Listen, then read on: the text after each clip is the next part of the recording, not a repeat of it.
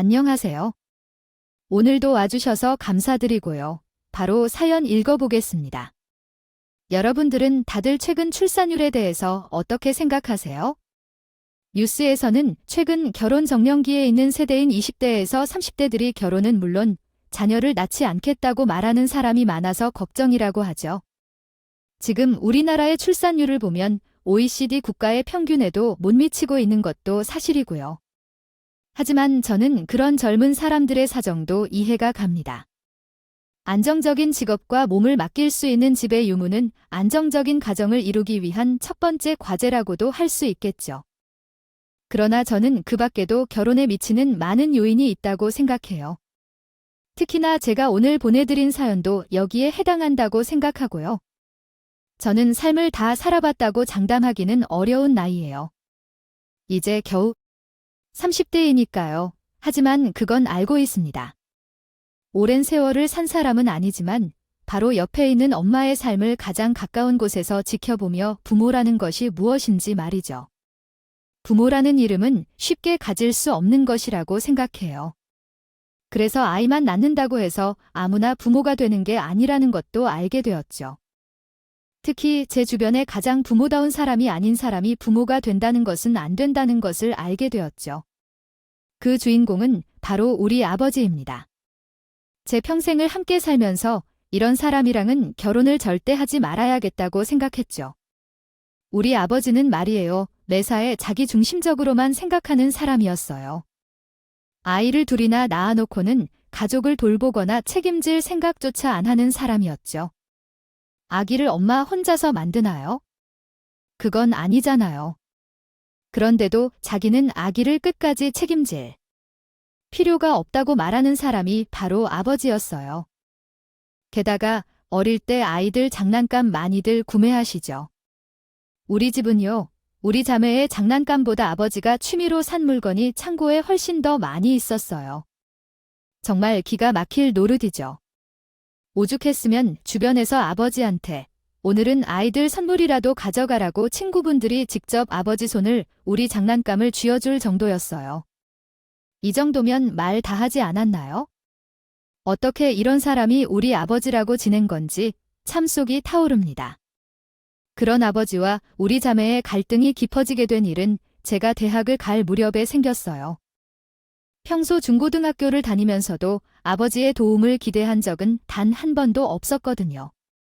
동생도 미성년자임에도 불구하고 어떻게든 자기 대학 자금을 모으겠다며 주말마다 근처 부모님 친구분들을 통해서 일자리를 구할 정도였고요. 저도 마찬가지로 대학은 가야겠다는 생각에 돈을 모으면서 다녔죠. 하지만 미성년자가 볼 수 있는 돈이 얼마라고 생각하세요? 진짜 지금 생각하면 얼마 되지도 않은 돈을 벌겠다고 끙끙거렸다고 생각할 정도의 돈이었어요. 그러다 수능을 치고 대학 원서를 다 접수하고 난 다음에 등록금이 조금 부족해졌습니다. 사실 엄마한테 말하면 어떻게든 마련해 주셨겠죠. 그런데 저는 엄마한테 많은 나라는 짐을 더해드리기 싫었거든요.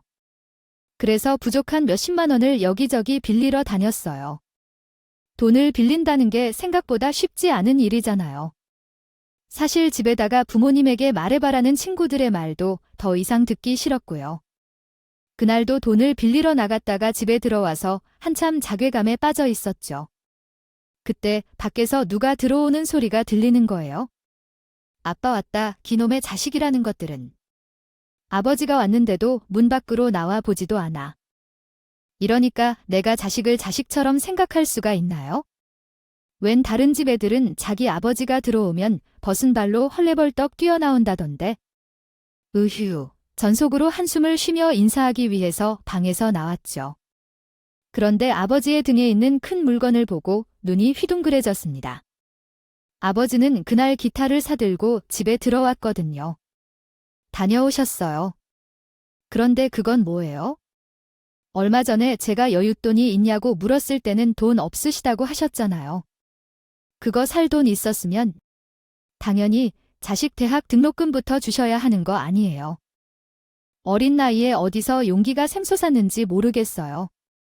저는 됐든 아버지에게 큰 소리를 했죠. 그런데 아버지는 오히려 그런 제가 웃기는지 코웃음을 치면서 제게 당연하다는 듯이 이렇게 말했어요. 어디, 내가 나한테 돈이라도 맡겨놨냐? 뭐, 어디서 큰 소리야. 내가 언제나 오도록 대학 가라든. 대학도 돈이 있어야 가지? 얘야, 우리나라만 극성인 거야. 다른 나라에서는 대학 간다고 정하면 자식들이 다 알아서 대학 등록금 마련해서 가더라. 그리고 내가 내 물건 사오겠다는데 왜 눈치를 주냐? 나도 이거 사고 싶어서 얼마나 참은지 아냐? 몇 달이나 참고서 지금의 여성고라고. 내가 내 마누라도 아니고 아이 뭔데 큰 소리 하네. 아빠도 아빠만의 삶이 있고 나악만이 있는 사람이다. 이 놈아, 뭔 놈의 낭만을 여기서 찾는 건지? 아버지를 제외하고 우리 가족은요? 아버지의 삶에 단 한 번도 터치한 적이 없어요. 심지어 엄마 돈에 아빠가 좀 철이 없어서 그래, 너희가 이해해라 하고 말씀하셨지. 그 행동을 비난한 적도 없었고요. 저는 아버지의 말에 그대로 등을 돌리고 방으로 들어가서 정말 한참을 울었던 것 같네요. 그렇게 저는 결국 대학을 포기하기로 결정했어요. 우리 사정의 대학이 가당키나 하냐는 생각이 들었거든요. 그리고 엄마와 둘이서 그냥 작은 만두 가게를 시작하기로 했죠. 이 가게도 사실 사연이 있습니다. 우리 가족이 어떻게 지내는지 알고 있던 친할머니가 보다 못해서 우리 엄마에게 마련해준 가게였거든요. 얘야, 미안하다. 내가 자식 농사를 잘못 지었다. 저런 노민의 뱃속에서 나왔다니. 정말 내게 면목이었구나. 저런 놈하고는 그냥 이혼하지. 아우, 왜 아직도 붙어서 살아서 고생이냐. 저 녀석은 이혼당해도 싼 놈이야. 친한 할머니가 이렇게 말을 하시면서 주신 가게였죠. 할머니의 눈에도 아버지는 이혼당해도 싸다 싶었나 봐요. 가게를 하면서 어느 정도 시간이 지났을까요? 하루는 주방 한 구석에서 훌쩍이는 소리가 들리는 거예요. 저는 놀란 마음에 얼른 주방으로 가서 살펴보니 엄마가 혼자서 구석에서 울고 있는 거예요. 엄마, 왜 그래요? 뭐 안 좋은 일이라도 있어요? 저한테 말해보세요. 엄마가 걱정되는 마음에 물었죠. 처음에 엄마는 아니라는 듯이 저를 밀어내려고 하셨지만 제가 계속 재촉하니 입을 열더군요. 아니, 어쩜 사람이 그럴 수 있니? 그것도 한 가정의 아버지라는 사람이. 너희 아빠가 저기 건너편 미용실 사장이랑 단둘이 여행을 다녀왔단다. 글쎄, 이 동네에 소문이 짱 났어. 어떻게 가정과 자식이 있는 남자가 여자랑 그것도 다 안 둘이서 여행 갈 생각을 해. 이건 정말 아니지 않니? 엄마 말을 듣고 저는 그 자리에서 바로 얼어붙었죠. 제가 세상을 덜 살았다지만 아무리 그래도 그건 아니라는 걸 알아요. 그래서 당장 집으로 가서 아버지에게 따져 물었습니다. 아빠, 어떻게 그럴 수 있어요? 건너편 미용실 아주 말한 여행을 갔다고요? 지금 동네방네 소문 다 났어요. 어떡할 거야? 이 외침에도 아버지는 꿈쩍도 안 하고 소파에 누워서 TV를 보면서 룰루랄라 신나 있더군요. 그러면서 제 말에 이렇게 대답했어요. 그게 뭐가 될 수라고? 사람이 살다 보면 둘이서 여행도 다니고 하는 거지. 그리고 동네 사람들이 말하는 바람, 그런 거 아니다. 그냥 여행 이야기 하다 보니 가는 방향도 맞고 이 마음도 맞아서 그냥 같이 간 거지. 아이 참, 사람들이 빡빡하다니까, 아야야. 그것보다 저기 TV에 저거 웃기지 않냐? 너도 괜히 힘 빼지 말고. 아니, 그냥 앉아서 TV나 같이 봐. 사람이 뭐가 이리 당당할까요? 잘못한 사람은 이렇게 방구석에 앉아서 콧노래 부르면서 아무 잘못도 없다며 신나서 놀고 있는데 엄마는 가게 구석에서 숨어서 울고만 있고 더 이상의 관계를 가만히 두면 안 되겠다는 생각이 들어 다시 가게로 뛰어갔습니다. 그리고 엄마에게 말했어요. 엄마, 그냥 이혼해. 왜 저런 사람이랑 같이 계속 살려고 해? 엄마가 어디가 못났다고? 우리 둘 다 이제 다 큰 성인이야. 부모님 도움 필요한 아이는 훨씬 지났다고요. 난 엄마가 이렇게 사는 거 더 이상은 못 지켜보겠어. 아빠의 행동이 화가 머리끝까지 올라 속마음을 엄마에게 털어놨어요. 그러자 엄마는 희미하게 웃으면서 이렇게 말하더군요. 내가 어떻게 이혼을 하겠니? 내가 이혼하면 너희 앞에는 부모가 이혼한 집안 여자라는 수식어가 붙잖아. 아직 너희들 결혼도 안 했는데 어떡하든 너희가 결혼해서 가정을 꾸릴 때까지는 내가 참고 살아야지. 부모가 돼서 자식의 흠이 될 순 없잖니. 예, 저는 엄마의 그 말에 눈물이 흘렀습니다. 저도 어렴풋이 엄마의 속마음을 알고 있었어요. 같은 여자니까요. 그리고 오래 사귄 남자친구도 있었고요. 하지만 이 상황이 되어도 우리 때문에라도 이 생활을 이어가겠다는 엄마의 말은 너무나 가슴이 아팠죠. 엄마, 우리는 다 알고 있어요. 엄마가 평생 부끄럽지 않게 살아온 것이요. 내가 알고, 동생이 알고, 하늘도 알고 있어. 이제 엄마 원하는 대로 해도 된다고요? 우리 생각 말고, 제발. 이때 제 말에 엄마는 대답을 하지 않으셨지만 후에 행동으로 보여주었죠. 결국 엄마는 이혼을 결정했거든요. 하지만 더 가관인 것은요, 아빠의 행동이었습니다. 당신, 나랑 이혼하고 재혼도 할 거지. 그럼 내 앞에 그 남자 데려와 봐. 남자는 남자가 볼 테니 잘 알아보는 법. 그리고 너희 엄마랑 내가 이혼해도 너희는 내 자식이니까 사윗감 생기면 내 앞에 대령해라. 괜찮은 놈인지 이 아빠가 직접 눈으로 봐주마. 그리고 결혼식에는 아빠도 불러야 한다. 너도 아빠 친구들 알지? 아, 그놈들이 엄청 잘 살거든. 축의금 빵빵하게 채워줄 테니 날 잡으면 이 아빠한테 부담 없이 연락하도록. 또 지내다가 아빠 생각나서 용돈 보내고 싶으면 언제든지 연락하고 엄마와 끝이 나고 우리 자매와도 끝난 마당에 뭐가 그리 당당한지 우리가. 마치 용돈을 보내줄 것처럼 말하는 저 생각이 어디서 나오는지 궁금하더군요. 참 뻔뻔한 작자지 않나요? 정말 치가 떨리고 두 번 다시는 보고 싶지 않은 마음에 엄마를 챙겨서 서둘러 자리를 피했습니다. 엄마가 이혼해도 아버지에게 위자료를 청구하거나 할 수는 없었어요. 평소 모으는 버릇도 없거니와 돈을 펑펑 쓰는 사람이었으니까요. 게다가 친할머니가 마련해준 가게를 오히려 제 것이라며 달라고 했는데 그날 할머니가 이 이야기를 듣고는 아버지를 개 잡듯이 내렸다고 해요. 그래서 이 이야기는 안으로 쏙 들어갔고요. 어찌되었든 그 사람과 엄마의 관계가 정리되고 우리에게도 봄날이 계속될 것 같았죠. 그때였어요. 우리 가게의 만두를 납품받아가던 사장님이 엄마에게 호감을 보인 것이에요.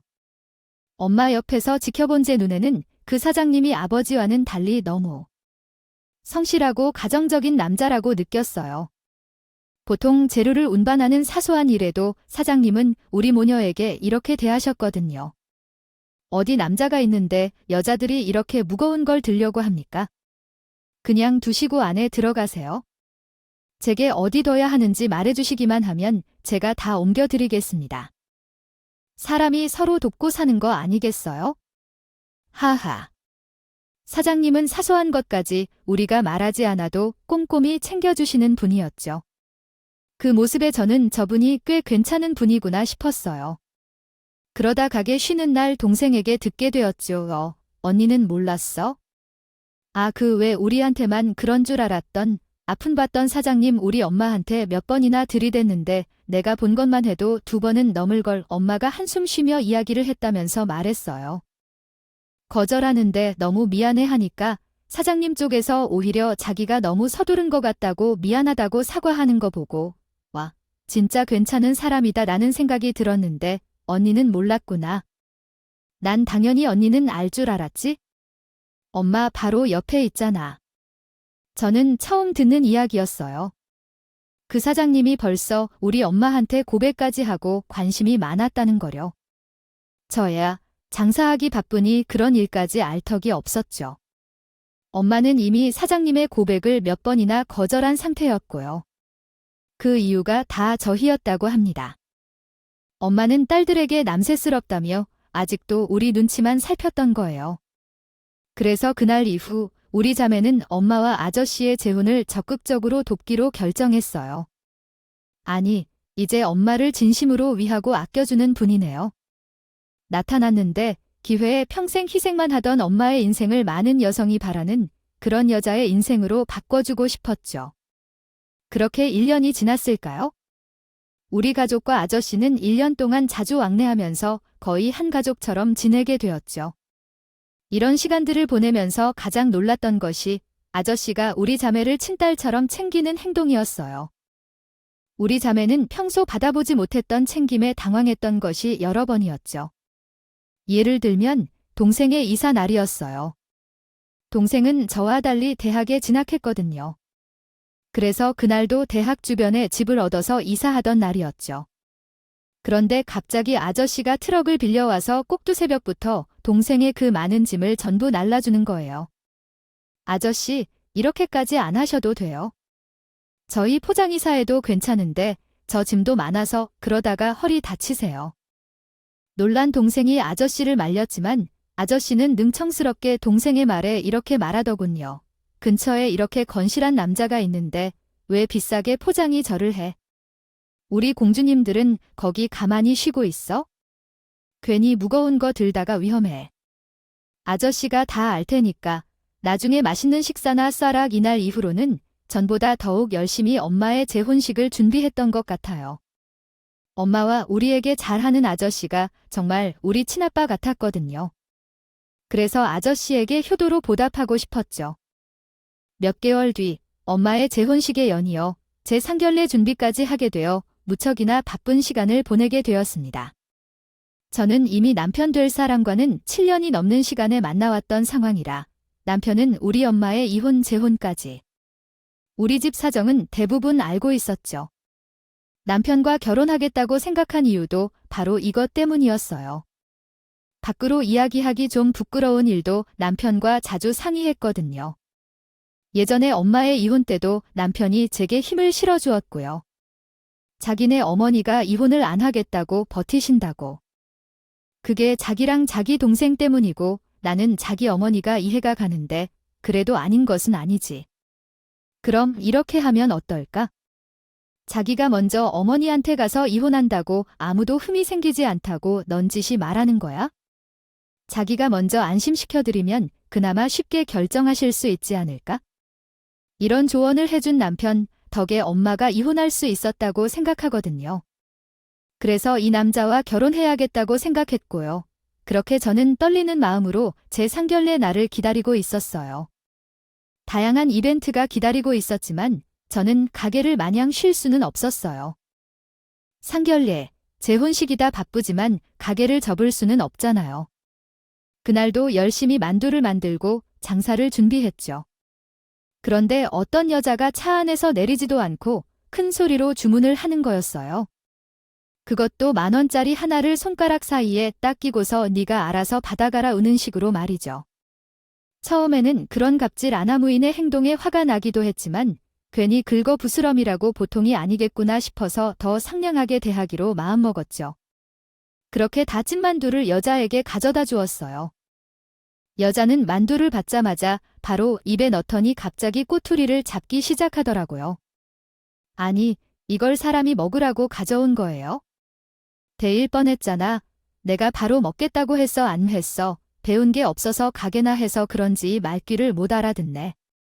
당신이 알아서 맞춰가지고 가져와야지. 어이가 없더군요. 만두를 반만 치면 뭐 속이 있나요? 그래도 전 당황하지 않고 김이 모락모락 나는 만두 상태를 설명했죠. 손님, 만두를 조금만 찌게 되면 속에 재료들이 다 데워지지도 않을 뿐더러 저희는 주문받고 바로 만들어지기 때문에 조금만 덜 져도 속이 아니고요. 제가 뜨겁다는 말에 전하지 않은 것은 죄송합니다. 그래도 만두의 특성상 그렇게 뜨겁게 칠 수밖에 없는 점 양해 부탁드려요. 제가 천천히 설명하자 갑자기 그 여자가 절 보면서 막 웃기 시작하는 거예요. 저는 이게 뭔가 싶었죠. 저기요, 저 오늘 처음 보시죠? 내가 우리 새언니가 될 사람이 어떤 사람인지 너무 궁금해서 직접 찾아온 거거든요. 오빠가 자기 입으로는 착하다 하는데 오빠 말을 믿을 수가 있어야죠. 그런 호구가 또 어디 있겠어요? 그런데 새언니 장사꾼 기질 때문인가 기가 많이 세네요. 그러다 우리 오빠도 잡아먹겠어? 오늘은 그냥 상견례 전에 새언니 본 모습 보러 온 거니까 신경 쓰지 마세요. 그리고 그날 괜히 착한 연기하고 그러지 마세요.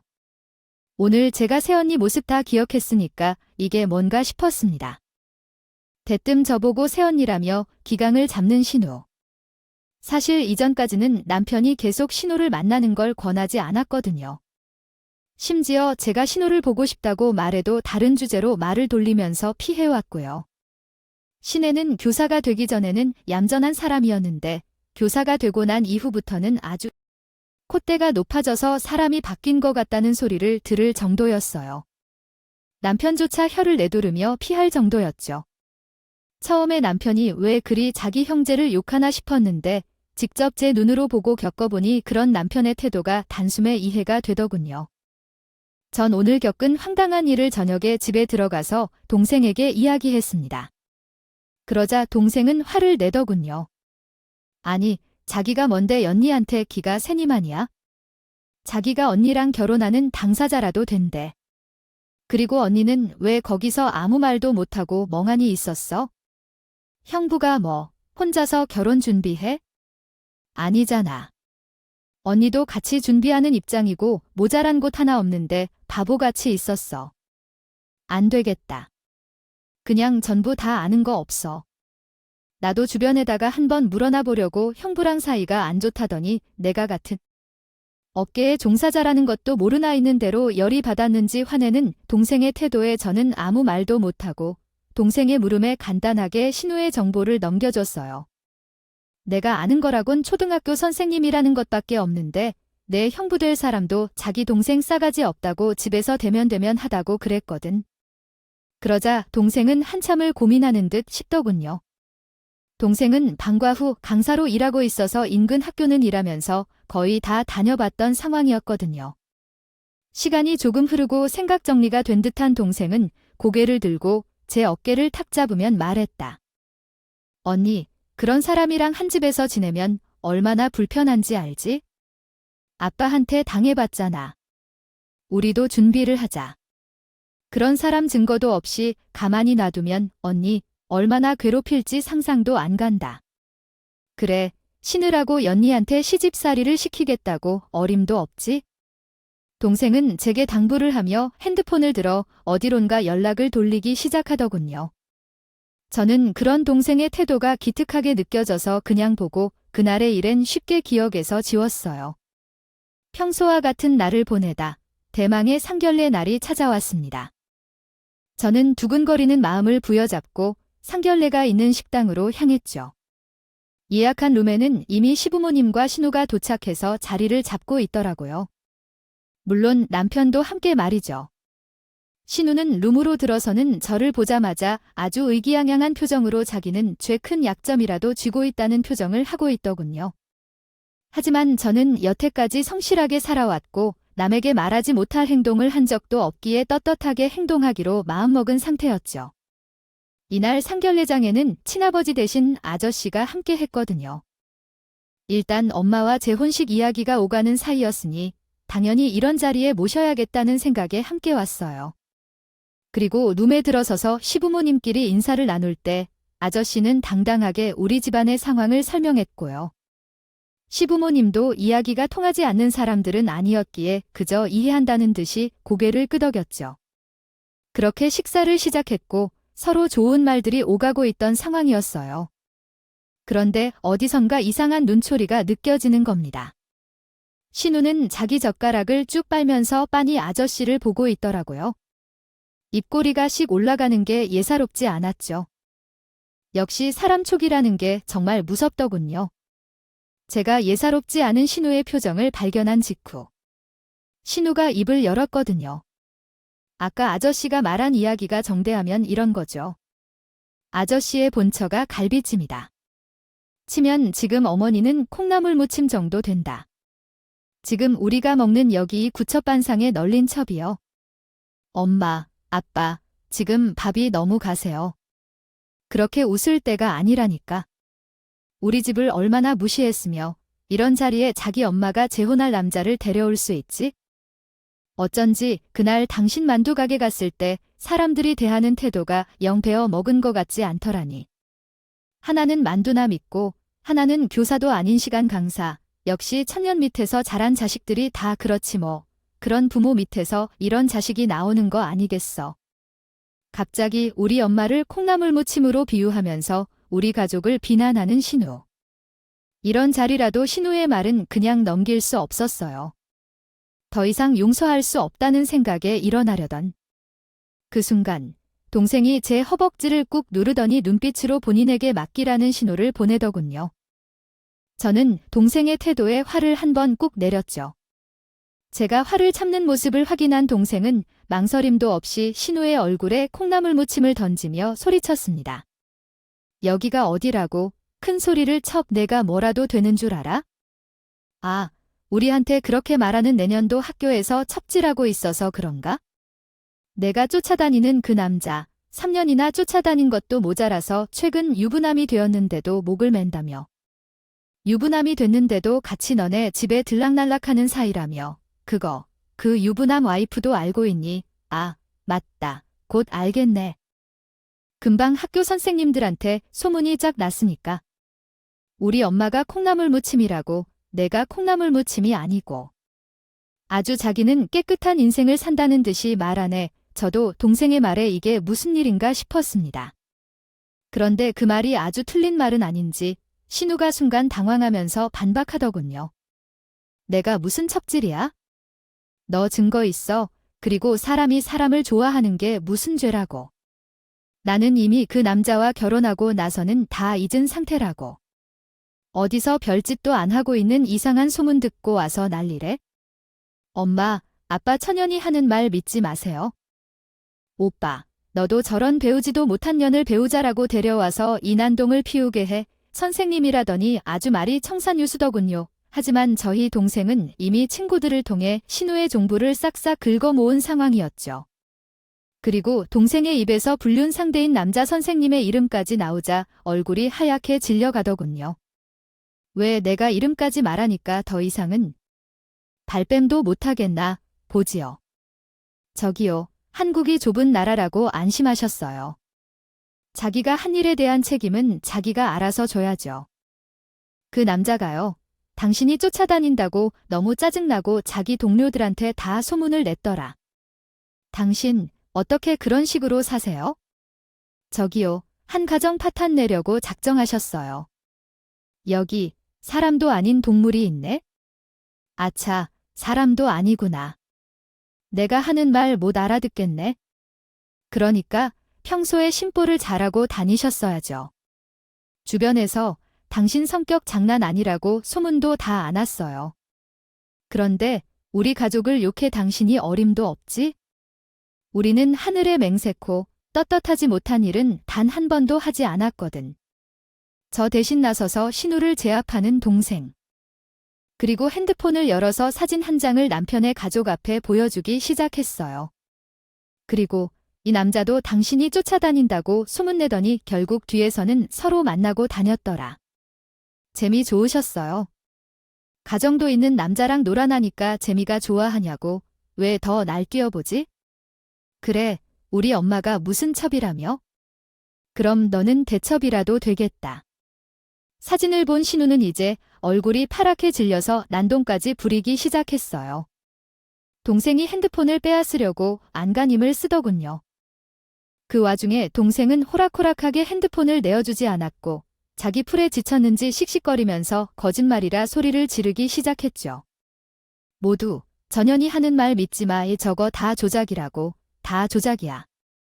저기 있는 사람 나 아니야. 다들 저거 진짜라고 믿는 거 아니지? 내가 어떻게 공부해서 들어간 자리인데 그걸 저런 행동으로 날려먹겠어. 진짜 아니야. 당신들 그런 눈으로 봐. 내가 아니라고 하잖아. 내가 아니라니까. 룸에 있는 모두가 조용히 신우의 행동을 쳐다보기만 하자 제프의 꺾인 신우는 그 자리에서 눈물을 보이더군요. 남편과 제가 결혼을 약속하는 좋은 자리에서 난동을 부려놓고는 반성을 하는 기미가 전혀 보이지 않았죠. 저는 그게 너무 괘씸해서 남편을 쳐다보기도 싫더군요. 그러길래 제가 평소에 신우를 만나서 이야기하겠다고 했을 때 만나기라도 해주지. 지금 이 상황이 와서 조용히 처리하고 넘길 일을 크게 만들었다 싶은 생각도 들었죠. 결국 그 자리에 있던 우리 가족과 아저씨는 언제나 표정을 지우지 못했고 초토화돼 버린 상견례장에서 시부모님은 우리 앞에 무릎까지 꿇으셨습니다. 신우라는 사람은 미처 다 떼내지도 못한 콩나물을 몸에 대롱대롱 달면서 우리 앞에서 싹싹 빌기 시작했고요. 우리 며느리 될 아이한테 제가 죄송합니다. 제가 자식 하나 제대로 키우지 못해서 이 사달이 났네요. 사부인, 그리고 곧 사부인과 결혼하실 분, 정말 죄송합니다. 말로 사과만 해서 끝날 일은 아니지만 한 번만 더 기회를 주세요. 당사자인 제 아들은 괜찮은 사람이지 않습니까? 작은 애는 우리가 단단히 버릇 고쳐 놓겠습니다. 그러니 작은 애 사생활은 부디 저희끼리만 알고 넘어갔으면 좋겠습니다. 얘가 정말 힘들게 임용고시를 붙어서 교사를 하고 있거든요. 제발 부탁드립니다. 그리고 다음에 한 번 더 자리를 마련하시지요. 나이 먹은 사람들이 무릎을 꿇고 미안하다고 비는 모습이 못내 전했습니다. 하지만 신우가 한 행동은 절대로 가볍게 용서받을 일은 아니었지요. 우리가 냉랭한 모습을 보이자 급했는지 먼저 빌면서 말하는 신우, 내가 잘못했어요. 제가 잠시 정신이 나가서 되지도 않는 소리를 했습니다. 언니, 정말 죄송해요.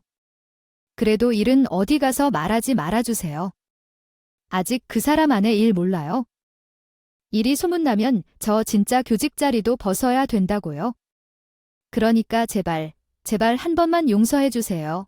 참, 사람이 쉽게 바뀌지 않는다더니 그 말이 딱이더군요. 신우이는 이 와중에도 자기의 잘못을 덮자고 제 일을 하는 겁니다. 속으로 뭐 이런 사람이 다 있나 싶기도 하고 더 이상 이 사람들과는 말도 섞기 싫다는 생각도 들었어요. 아무리 남편 될 남자와 7년이라는 긴 시간을 보냈다지만 우리의 관계를 다시 생각해봐야 하지 않을까라는 마음도 생기더군요.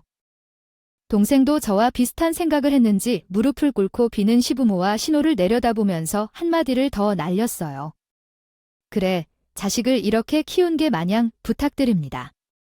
다음 내용에 적절한 구두점을 추가합니다. 부모의 질만은 아니죠. 그래도요, 우리 가족 정말 하늘에 한 점 부끄럼 없이 열심히 살아왔고 지금 우리 엄마가 만나는 아저씨 그리고 우리 언니 엄마 모두 좋은 사람들이고 우리끼리 잘 만나서 지금까지 살아왔어요. 그러니까 이번에는 저도 참고 넘기겠습니다. 하지만 용서는 우리 언니한테 다시 비세요. 그리고 거기 너. 내년이 뭐라고? 자기가 저지른 더러운 짓은 잊은 채로 우리 가족을 욕해? 우리가 아무리 힘들게 살고 지금은 아빠가 없지만 우리 자매는 절대 부모님 무릎 꿇릴 짓은 하지 않고 살았어. 알아들어? 너희 오빠 혼자 맞고 싶지 않으면 우리 언니한테 어떻게 할 건지 일목요연하게 써서 우리한테 가져와. 우리가 보고 어떻게 할지 결정할 테니까. 그리고 한 번만 더 우리 집 욕하거나 우리 언니한테 돼도 안 되는 시집살이 시키면 이 증거들 당장 뿌려버려서 내 앞길 막아버릴 테니까. 그렇게 알아. 아주 당당하게 제 앞에 나서서 말하는 동생. 동생이 어느새 이렇게 컸나 싶기도 하고 가족을 생각하는 마음이 기특하게 여겨졌어요. 나중에 상견례장을 빠져나오고 동생과 이야기를 하게 됐는데 동생은 혹시나 제가 결혼해서 괴롭힘을 당하거나 위기에 처하면 주려고 몰래 신호에 대한 정보를 알아보고 다녔더라고요. 사제는 그런 소문을 듣고 둘이 자주 출몰한다는 숙박업소 앞에서 찍은 거고요. 언니가 형부를 얼마나 좋아하는지 나도 알아. 그러니까 우리 언니가 이런 수부를 당하고도 결혼은 계속 진행할 거라고 생각했고 처음에는 언니가 결혼하고 난 다음에 문제가 생기면 이 증거들을 꺼내려고 했어. 그런데 그년이 이렇게 나올지는 몰랐지? 어떻게 양가 부모님이 다 계신? 자리에서 그딴 버릇없는 행동을 할 수 있어. 나도 절대 그런 가족은 사양이니까 안 되겠다 싶어서 바로 증것과 하기로 결심했고 언니도 알아야 해. 언제까지 사람이 엄마처럼 좋은 생각만 하고 살 거야? 사람 사는데 선한 행동만 한다고 잘 사는 것도 아니야. 우리 가족은 정말 나쁜 마음도 하나쯤은 가지고 살아야 한다니까? 자기가 말하고도 부끄러운지 괜히 화를 내는 동생을 보면서 내일은 이런 이쁜 동생에게 맛있는 밥이라도 한 끼 사줘야겠다는 생각이 들더군요. 남편과는 어떻게 되었냐고요? 남편과 저는 문제없이 결혼 준비를 하고 있습니다. 남편은 그날 자신의 동생이 그런 행동을 할 줄 전혀 몰랐다며 우리 집까지 찾아와서 엄마 앞에서 납작 엎드려서 피로써요. 상견례장에서는 경황이 없었다고 말이죠. 장모님 죄송합니다. 어제 그 자리에서는 제가 대응이 미흡했습니다. 제 동생이지만 이렇게까지 생각이 없는 애일 줄은 상상도 못했어요.